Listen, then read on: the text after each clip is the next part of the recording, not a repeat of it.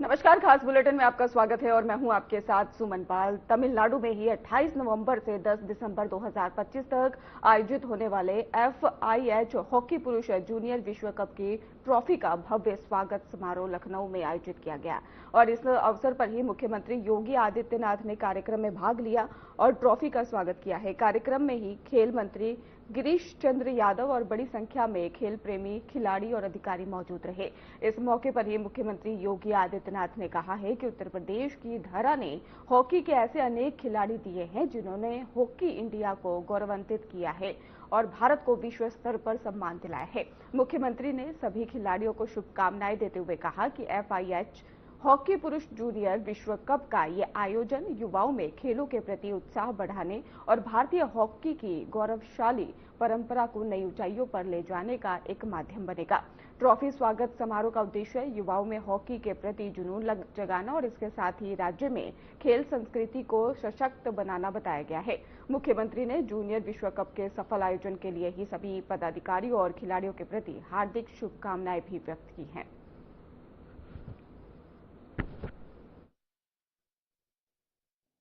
उत्तर प्रदेश में इस ट्रॉफी का आना उत्तर प्रदेश के स्वर्णिम इतिहास का स्मरण कराने वाला क्षण भी है। हॉकी इंडिया में उत्तर प्रदेश का योगदान अविस्मरणीय है।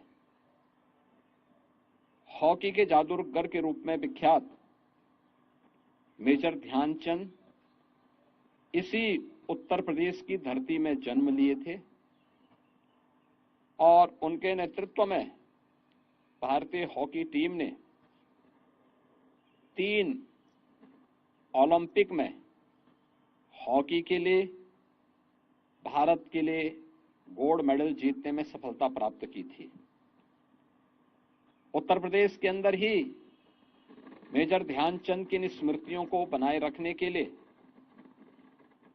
हमारी सरकार मेरठ में मेजर ध्यानचंद स्पोर्ट्स यूनिवर्सिटी का निर्माण कार्य कर रही है, जिसमें पहला सत्र इस वर्ष से प्रारंभ हो चुका है। इसके साथ ही भारतीय हॉकी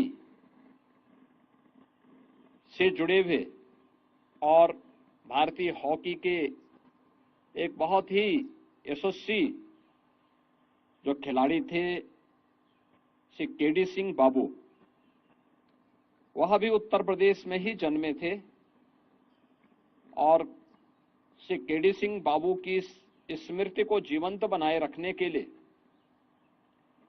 बाराबंकी में स्थित उनके पैतृक आवास को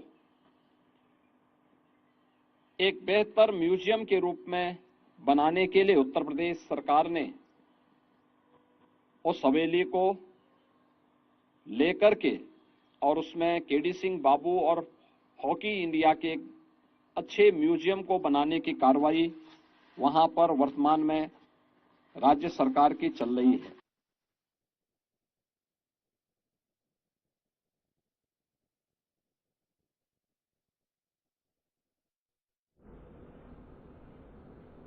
तो मध्य प्रदेश से आपको बड़ी खबर बताते हैं, जहां पर कि बीजेपी प्रभारी का बहराइच दौरा है और यूपी के पूर्व जल शक्ति मंत्री का भी दौरा है। मध्य प्रदेश के बीजेपी प्रभारी का बहराइच दौरा है और इसके साथ ही आपको बताएं कि यूपी के पूर्व जल शक्ति मंत्री का भी दौरा है। डॉक्टर महेंद्र सिंह का बहराइच दौरा है और इसके साथ ही सरदार पटेल जयंती पर पदयात्रा और सहरसी विधानसभा में ये भव्य पदयात्रा होगी। इसके साथ ही बीजेपी प्रभारी डॉक्टर महेंद्र सिंह मुख्य अतिथि होंगे और आपको बता दें कि किशुनपुर में भी मीठा से पिपरी माफी तक ये यात्रा चलेगी और 8 किलोमीटर लंबी पद यात्रा में कार्यकर्ता उमड़े हैं और इसके साथ ही आपको बताएं कि विधायक के नेतृत्व में ही आयोजन होगा। तो मध्य प्रदेश से आपको खबर बता रहे, जहां पर बीजेपी प्रभारी डॉक्टर महेंद्र सिंह मुख्य अतिथि होंगे। किशुनपुर में भी मीठा से पिपरी तक ये बताया जा रहा है कि यात्रा चलेगी। आपको बता दें कि 8 किलोमीटर तक की ये यात्रा है। तो मध्य प्रदेश के बीजेपी प्रभारी का बहराइच दौरा, तस्वीरें आप देखिए, बीजेपी प्रभारी का बहराइच दौरा है और इसके साथ ही आपको बता दें कि यात्रा जो है 8 किलोमीटर तक चलेगी। यूपी के पूर्व जल शक्ति मंत्री का ये दौरा है। सरदार पटेल की जयंती पर पद यात्रा कई राज्यों में चलाई जा रही है। इसके साथ ही बहराइच में भी ये पद यात्रा चल रही है। सरदार पटेल की जयंती पर यह पद यात्रा है और इसके साथ ही बीजेपी प्रभारी का ये बहराइच दौरा भी है।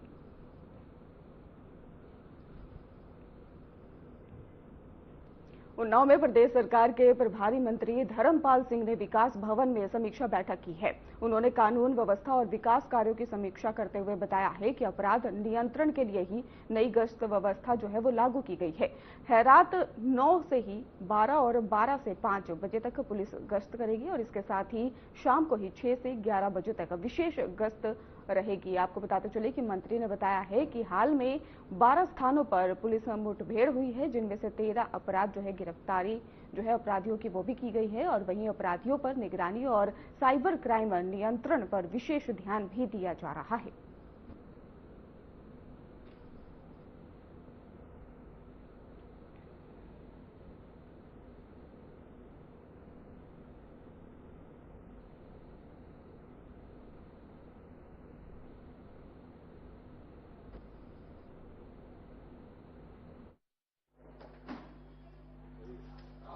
समीक्षा बैठक में 2 बिंदुओं पर चर्चा हुई है।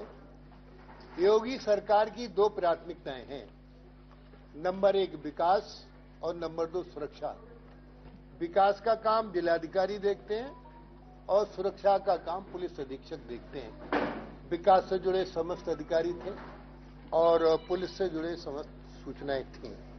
मित्रों, आज इस समय देश के प्रधानमंत्री माननीय मोदी जी ने कहा है कि किसान की आय दोगुनी हो। किसान की आय दोगुनी मात्र खेती से ही नहीं होगी, पशुपालन से भी होगी।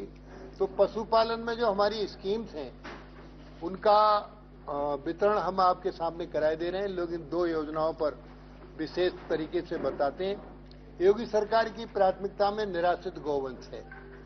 निराश्रित गौवंश आश्रय स्थल पर भूखा न रहे, उसकी संपूर्ण ठीक से व्यवस्था हो जाए, इसको ठीक करने के निर्देश दे दिए गए हैं। माननीय मुख्यमंत्री जी ने 6 विभागों की एक समिति बना दी है 75 जिलों में, जिसके अध्यक्ष जिलाधिकारी होंगे। उसमें 6 विभागों में ग्राम विकास विभाग, पंचायती राज विभाग, नगर विकास विभाग, राजस्व, पुलिस और पशुधन, इन सब की अध्यक्षता जिलाधिकारी करेंगे। तो इसमें उन्नाव में इस संबंध में निर्देशित भी कर दिया गया है। खाद सभी को उपलब्ध हो किसानों को। अब रबी की फसल की बुवाई का समय आ रहा है। हर साधन सहकारी समितियों पर विभिन्न तरीके का उत्तम किस्म का बीज उत्पन्न हो, उत्पादित हो। बीज से बाजार से लेकर यानी खेत से लेकर गोदाम तक ये व्यवस्थाएं भी आज करने के निर्देश दे दिए गए हैं। इस तरीके से बिजली की व्यवस्था, सड़क जो बाढ़ में टूट गई उनकी व्यवस्था और जो नुकसान हुआ है उसके राजस्व का किसान को भुगतान करना, इस संबंध में भी बताने का काम किया गया है। हरदोई पहुंचे आबकारी मंत्री नितिन अग्रवाल ने ही सपा सांसद जियाउर रहमान वर्ग के बयान पर तीखा हमला बोला है। मंत्री ने कहा है कि वंदे मातरम वो गीत है और जिसने लाखों करोड़ों देशभक्तों को आजादी की लड़ाई के लिए प्रेरित किया है। यह हमारी आत्मा और मां भारती की साधना का प्रतीक है। नितिन अग्रवाल ने कहा है कि जो लोग वंदे मातरम स्वीकार नहीं करते हैं उन्हें भारत में रहने का कोई भी अधिकार नहीं है। उन्होंने ऐसे लोगों को घुसपैठिया करार दिया है और कहा है कि देश की लोकतांत्रिक व्यवस्था का हिस्सा बने और कुछ लोग जब राष्ट्रीय भावना पर प्रहार करते हैं तो ये बेहद ही दुर्भाग्यपूर्ण है।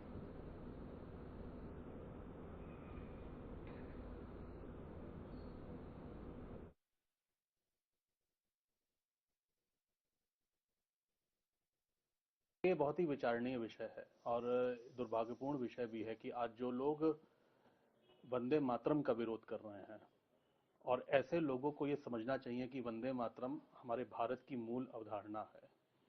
जिस वंदे मातरम गीत ने लाखों करोड़ों नौजवानों को स्वतंत्रता दिलाने में और स्वतंत्रता की जंग में हिस्सा लेने की एक प्रेरणा दी है, आज ऐसे विभाजनकारी सोच के लोग जो आज लोकतांत्रिक व्यवस्था का हिस्सा बन चुके हैं, और ऐसे लोग जो आज मैं तो मानता हूं कि अवैध घुसपैठिए ऐसे लोग हैं, तुर्क जो जहां से आए, अवैध तरीके से भारत में आए, भारत के संसाधनों को अपना अधिकार बताया, और आज भारत में रहकर ही वंदे मातरम का विरोध कर रहे हैं। कहते हैं कि वंदे मातरम उनको गाने की इजाजत नहीं देते हैं। वंदे मातरम हमारी पहचान है, वंदे मातरम हमारी आत्मा है, हमारा स्वाभिमान है, हमारा गर्व है।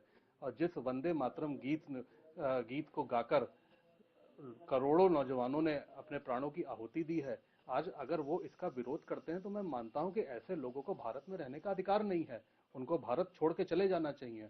ऐसे विभाजनकारी सोच जो आज भी हमारे देश में पनप रही है, जिस विभाजनकारी सोच ने 1937 में वंदे मातरम गीत के कुछ छंदों को विभाजित किया था, आज वही विभाजनकारी सोच आज भी हमारे देश में, हमारी लोकतांत्रिक व्यवस्था में जिंदा है। मैं मानता हूं कि ये लोग देश के लिए खतरा हैं, और अगर वो वंदे मातरम का सम्मान नहीं कर सकते हैं तो उन्हें भारत में रहने का कोई अधिकार भी नहीं है।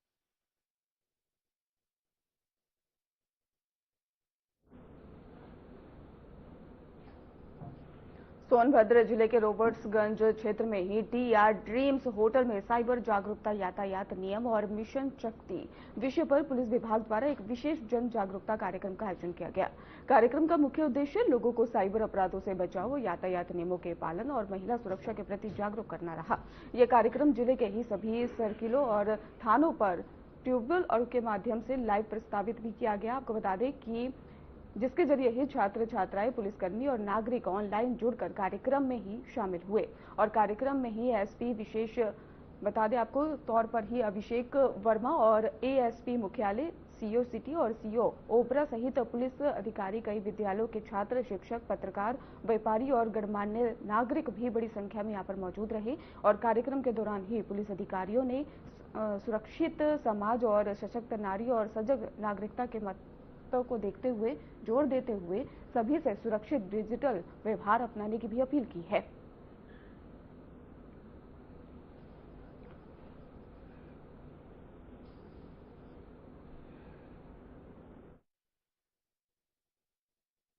तो कौन कौन से अधिकारी जुड़े थे और उनका क्या कहना था, क्या संदेश जनता को देना था? देखिए, आज पुलिस महानिदेशक उत्तर प्रदेश महोदय के निर्देशन में सभी जनपदों में इस तरीके से जागरूकता के कार्यक्रम हो रहे हैं। उसी क्रम में बनारस जोन में पहला जनपद है जनपद सोनभद्र, जहाँ पे साइबर जागरूकता का और मिशन शक्ति ट्रैफिक अवेयरनेस का एक हाइब्रिड मोड में कार्यक्रम किया गया था।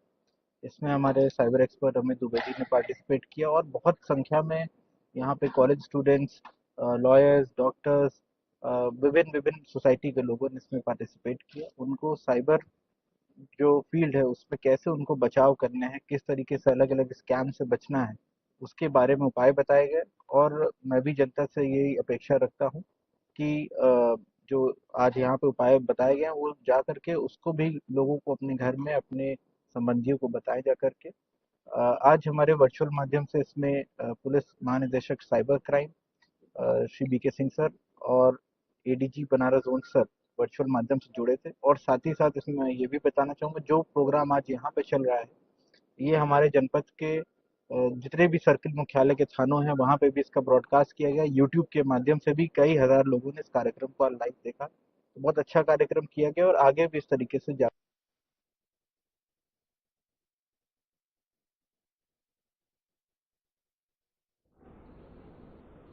दिल्ली के लाल किले के पास हुए धमाके के बाद पूरे उत्तर प्रदेश में सुरक्षा एजेंसियां अलर्ट मोड पर है। जौनपुर में भी पुलिस ने मोर्चा संभाल लिया है और पुलिस अधीक्षक ने शहर में ही फ्लैग मार्च कर सुरक्षा का जायजा लिया और संवेदनशील इलाकों में बड़ी निगरानी भी रखी जा रही है। और इसके साथ ही आपको बता दें कि इसको लेकर निर्देश भी दिए गए थे। एसपी ने खुद फ्लैग मार्च कर सुरक्षा व्यवस्था का जायजा लिया और अधिकारियों को अलर्ट रहने के भी निर्देश दिए हैं। वहीं सोशल मीडिया सेल को भी अब 24 घंटे सक्रिय रहने का भी आदेश दिया गया है ताकि किसी भी तरह की अफवाह या भ्रामक जानकारी को फैलाने से रोका जा सके।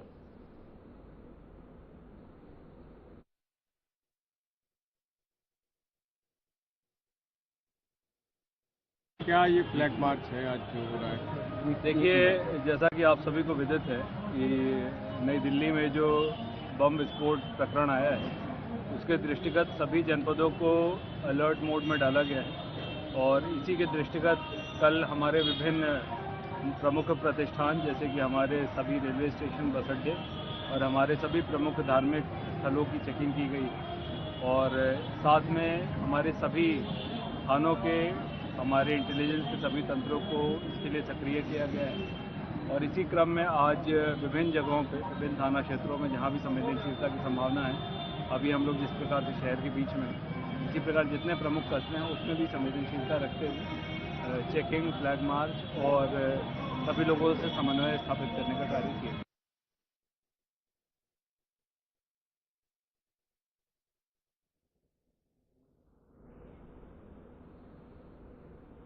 दिल्ली में हुए ब्लास्ट के बाद पूरे उत्तर प्रदेश में ही हाई अलर्ट जारी कर दिया गया है।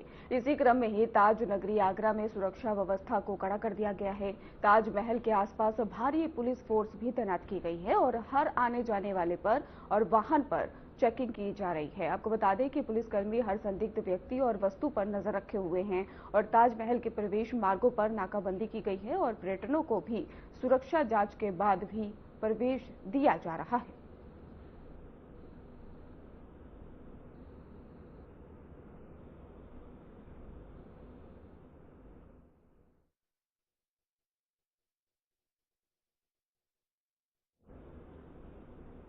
दिल्ली बम ब्लास्ट कांड के बाद देवरिया में भी पुलिस प्रशासन अलर्ट मोड पर है। गोरखपुर मंडल के ही डीआईजी एस चन्नप्पा सुरक्षा व्यवस्था का जायजा लेने के लिए देवरिया पहुंचे और उन्होंने जिले के ही वरिष्ठ पुलिस अधिकारियों के साथ सुरक्षा तैयारियों की समीक्षा की है और मुख्य मार्गों सहित रेलवे स्टेशन का निरीक्षण किया है।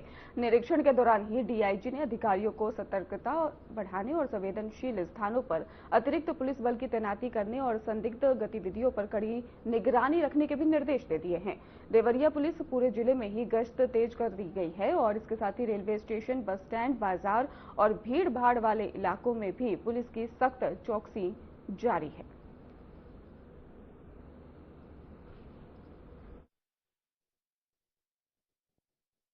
देखिए, आज डीआईजी साहब की क्राइम बैठक थी, उसके बाद सुरक्षा व्यवस्था का जायजा लिया जा रहा है। कल की दिल्ली की घटना के बाद हाई अलर्ट पूरे देश में है।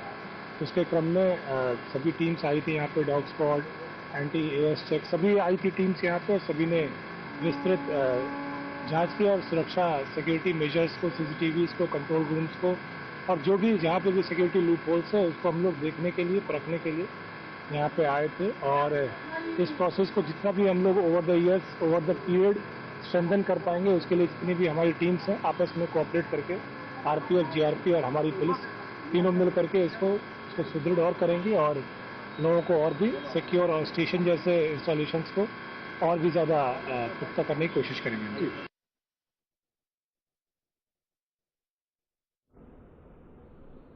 दिल्ली ब्लास्ट में मारे गए लोगों को धर्म नगरी काशी में भावपूर्ण श्रद्धांजलि दी गई है। गंगा आरती के दौरान ही घाटों पर मौजूद श्रद्धालुओं ने मृतकों की आत्मा की शांति के लिए प्रार्थना की। गंगा आरती के अर्चकों ने ही दीप दान कर दिवंगत आत्माओं को नमन किया है और वहीं श्रद्धालुओं ने, आपको बता दें कि मौन रखकर हमले में मारे गए लोगों को श्रद्धांजलि अर्पित की है। मां गंगा से मृतकों की आत्मा की शांति और घायलों के शीघ्र स्वस्थ होने की कामना भी की गई है। इस दौरान पूरे घाट क्षेत्र का वातावरण भावनाओं और श्रद्धा से भरा रहा।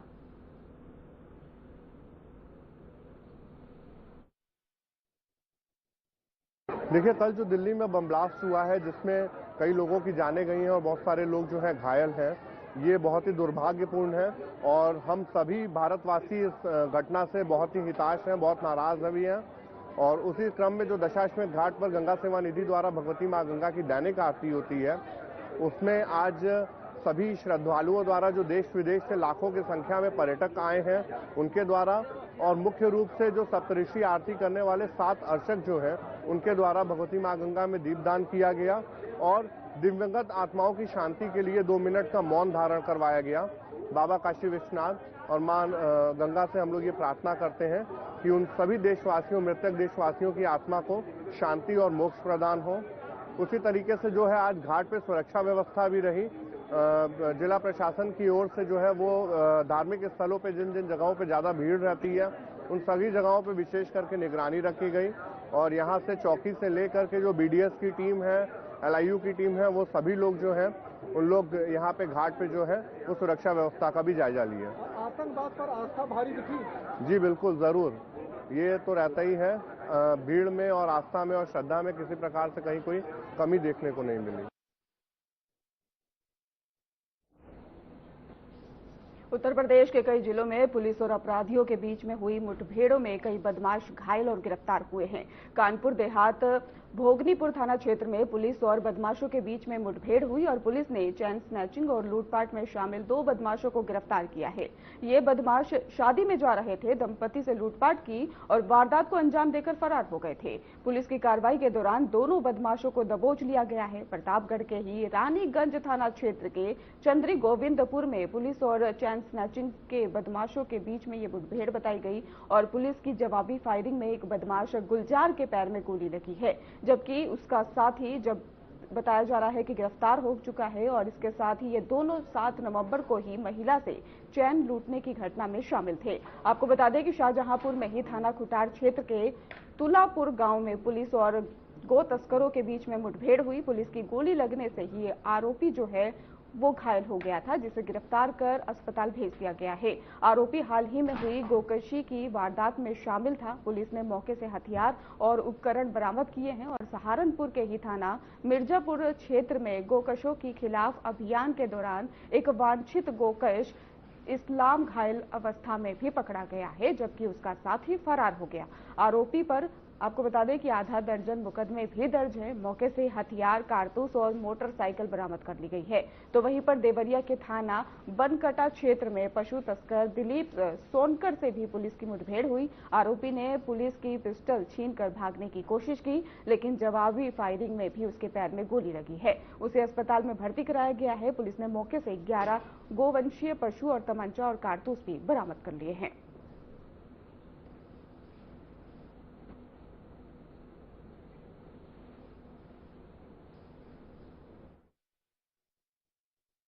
जूनियर हाई स्कूल में एक शादी का प्रोग्राम था, जिसमें एक महिला के गले से 5 व्यक्तियों द्वारा चैन छीन लिया गया था।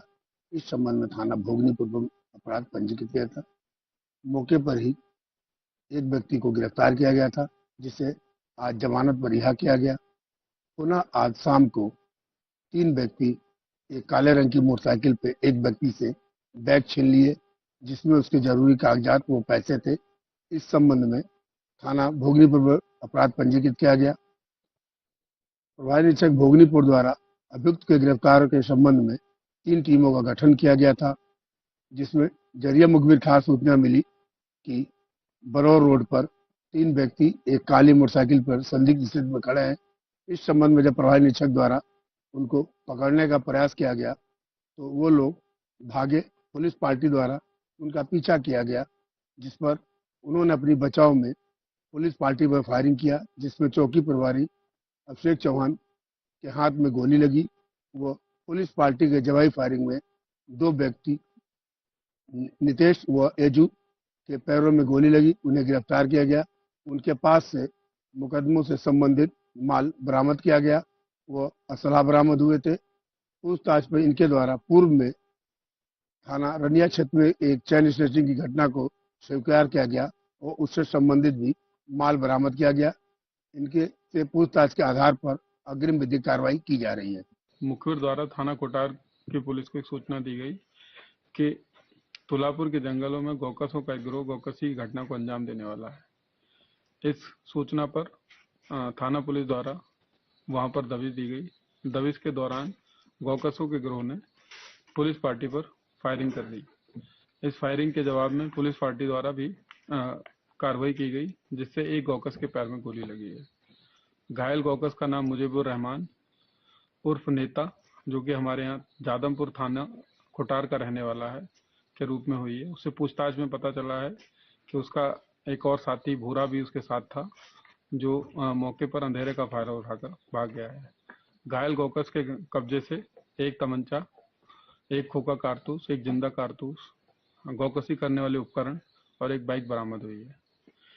इससे विरध पूछताछ करने पर इसने बताया है कि हमारा एक गिरोह है, जिसमें इसी के परिवार के इसका ससुर, चचिया ससुर, इसका एक साला और 2-3 लोग काम करते हैं जो आसपास के क्षेत्र में गौकसी की घटना को अंजाम देते आए हैं।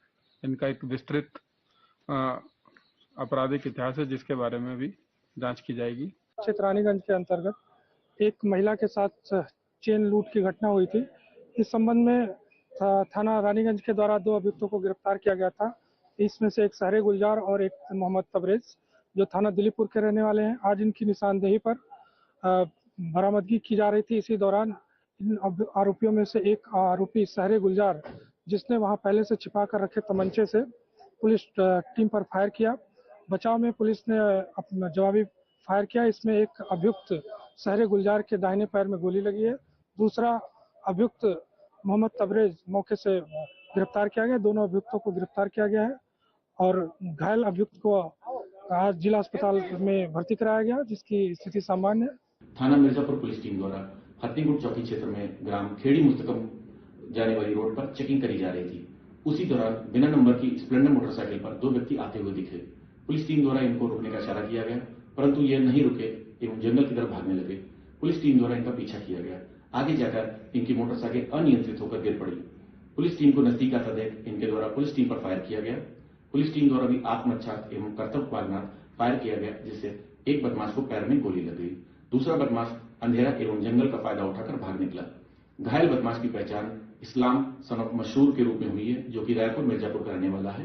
ये शातिर गोकश है जिसके ऊपर कई मुकदमे दर्ज हैं। इसके आपराधिक इतिहास की विस्तार से जानकारी करी जा रही है। घायल बदमाश को सीएससी बेहट ले जाया गया जहां पे इसकी हालत स्थिर है। घायल बदमाश के कब्जे से एक तमंचा 315 बोर, एक खोखा कारतूस 315 बोर एवं एक जिंदा कारतूस 315 बोर बरामद हुआ है। अभियोग पंजीकृत कर आवश्यक विधिक कार्रवाई अमल में लाई जा रही है। थाना बनकटा क्षेत्र अंतर्गत गौ तस्करी के आरोप में गिरफ्तार अभियुक्त दिलीप सोनकर को जब स्वास्थ्य संबंधी शिकायत पर पीएचसी बनकटा ले जाया जा रहा था तो अभियुक्त पुलिस की पिस्टल छीनकर भागने लगा। जब पुलिस टीम द्वारा घेराबंदी की गई तो अभियुक्त ने फायरिंग शुरू कर दी। पुलिस टीम द्वारा जवाबी फायरिंग में अभियुक्त के पैर में गोली लगी है। प्राथमिक उपचार हेतु उसे पीएचसी रवाना किया गया जहां से उसे जिला अस्पताल रेफर किया गया है। अग्रिम विधिक कार्रवाई प्रचलित है। फिलहाल खास बुलेटिन में बस इतना ही। आगे की खबरों के लिए आप देखते रहिए हमारा चैनल। धन्यवाद।